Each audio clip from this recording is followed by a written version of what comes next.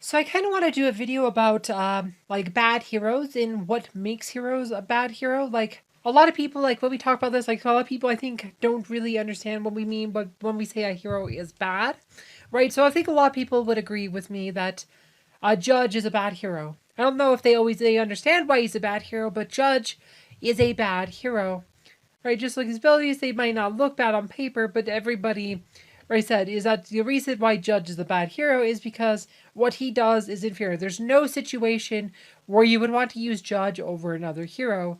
When you're building a team, you only get 5 spots, and all those 5 spots have to be heroes who help you win. And when you're, like I said, this is a very resource intensive game. If you really want to be really competitive, you can even, like I said, some people spend quite a bit of money on this game. And the key to be competitive is to figure out how to get the most out of resources you spend on this game so you don't have to spend a lot of money, or if you are spending money, to get the most value out of that money. And you don't want to spend a lot of resources in heroes that are bad, which is why you see so many people wondering which heroes are good, which heroes are bad. Judge is a bad hero because his abilities are whatever. Like I said, they do those things, but they're not considered abilities that really affect the game. They don't lead to wins, right? Like his damage abilities are weak for a mage. There's other mages who do more damage. His protection abilities are kind of inferior. Like there's other heroes who do better at protecting, right? So Judge is just a bad hero. Like now on other, like it gets more tricky when you go to like say a hero like Elmira. Elmira is a bad hero. Some people like Elmira, and paper he might not seem bad. And there was a time when Elmira was actually a pretty good hero because he was a pretty decent physical attacker. Problem is, physical attackers are kind of at a disadvantage compared to magic damage, but there are a few heroes who can do good at physical attack. Elmira is not one of them.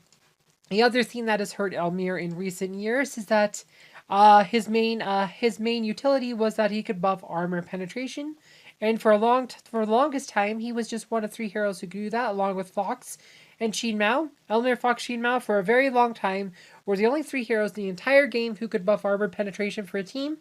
So he had utility that way because there wasn't a lot of choices there, and he wasn't necessarily worse than the others.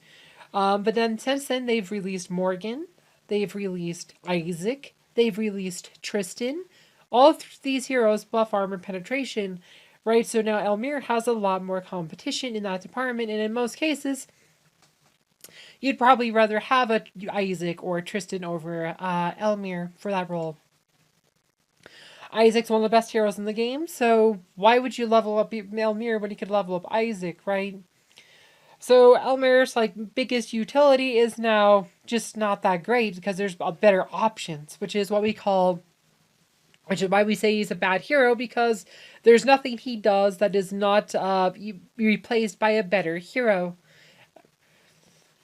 And then we could talk about like say like other heroes. Like this is not a hero I would necessarily consider a bad hero right here. This one is kind of what I'd say an inferior hero. Like I would say he's better than some options you could play a tank, especially after his new health skin. He's definitely improved because he can actually take a hit a bit more, like his long overdue health upgrade. But here's like some of the issues with Astaroth. Like so let's go look at his stat character sheet here. Right, Astaroth, like, he doesn't have any damaging abilities. He just has basic physical attack. That's not necessarily a problem on your tank. However, if you look at his other abilities, like Flame Shield is a very weak ability. On high levels, like even maxed out, this doesn't even block like a full hit against a lot of heroes, so this is a pretty weak ability for an ultimate. Like, it's one of the worst ultimates in the whole game.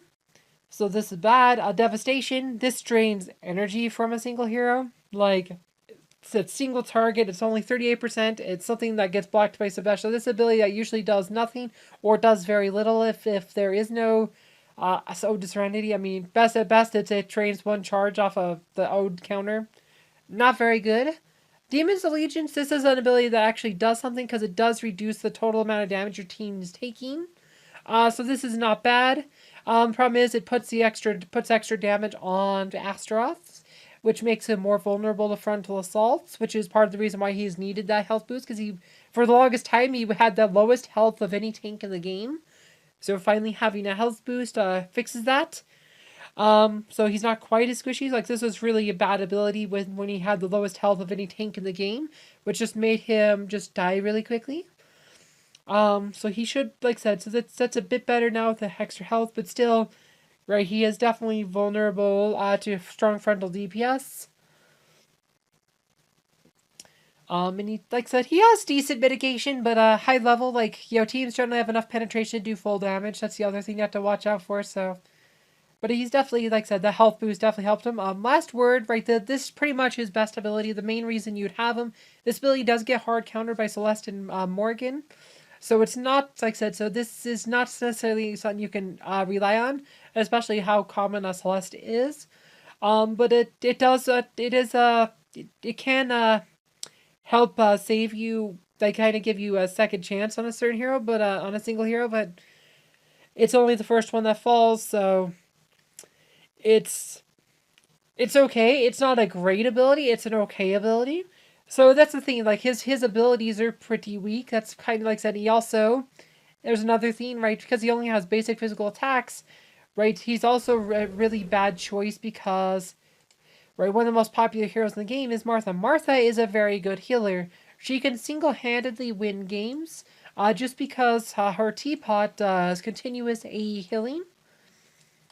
Right, as long as that teapot is down, she heals AE healing continuously. However, the teapot has a major weakness, and that is it only has 1 health and gets destroyed by AE damage. It can take AoE damage. Right, this means so Astaroth. So all tanks with their basic physical attacks do AE damage.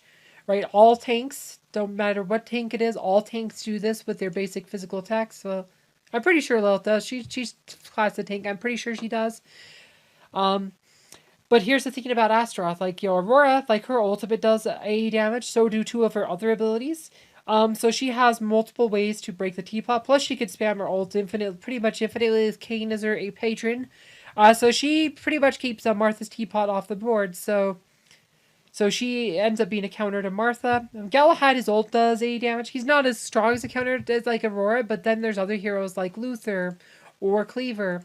Right, Cleaver's ult actually hooks the backline hero and brings her to the front. So if their backline hero is Martha, he brings her to the front, and then he can smash her teapot with his basic physical attack. Luther, instead of pulling a hero to the front, he jumps to their backline and would then be facing Martha. It would then be breaking Martha's teapot with his basic physical attack, which does AE damage on tank heroes. Astaroth has none of those things. So if the other team has Martha, Astaroth is leaving that unchallenged. Yes, there's other heroes you can bring in, like Kira, who can break up Martha's teapot with her basic attack. But Kira, like I said, she's not that great of a DPS. But and if you're trying to focus on different DPSs to break Martha's teapot, that could probably put you at a disadvantage over just having a strong tank that can break a teapot, right? Like if your main tank's Aurora, there's not many times you would actually feel like Aurora's not the right tank, right? You could switch to Aurora to a different. She has the most patron choice of any heroes. Like Aurora, like switching her to Oliver makes her a lot better versus magic teams, whereas Kayn's good versus physical teams. You could put Biscuit to try to because she has so many attacks. Biscuit can actually strip off Ode protection off of an enemy team. Merlin gives her a better magic penetration, which lets her Rainbow Halo do a lot more damage, because since her default magic penetration is kind of low, Merlin gives her a big boost to magic penetration, so she does more with Rainbow Halo. This could be relevant against certain heroes, so she has a lot of versatility. Whereas Astaroth, he has, like I said, I mean, he doesn't have any damage to make use of Biscuit. So you're pretty much using Oliver. There's not a lot of reasons. It's like you're using Oliver. There's not a lot of reason to use these other pets. So he is a one-trick pony. He doesn't bring any utility. Yeah, he's not necessarily the worst choice of tank, but there's better options. And you'd be best off not investing in Astaroth because he's what we call an inferior hero. I mean, we would say he's like a worthless hero. There's heroes like Judge, who I would say are mostly worthless. Right? But he's got a kind of a mid tier. We wouldn't rate him very high because he's very limited in what he does, and you'd just be better off in investing in a different tank like Aurora or Cleaver or maybe Luther. Like I said, or Anvar, he's another puppet because he has some other utility. So, and that's like I said, so utility matters as well. Anyway, I don't want to get too long-winded on this. But like I said, that's kind of what we mean when we talk about like what heroes are bad, what heroes are good. When we're kind of like ranking them on tier lists and stuff. It's about like how well they help you win, or how, like I said, a bad hero, they are more limited in the number of situations in which they be useful. Right, the more situations a hero is useful, the better a hero is. And this is why we call heroes good or bad. Anyway, I hope you guys found this video fun and informative. Thank you for watching.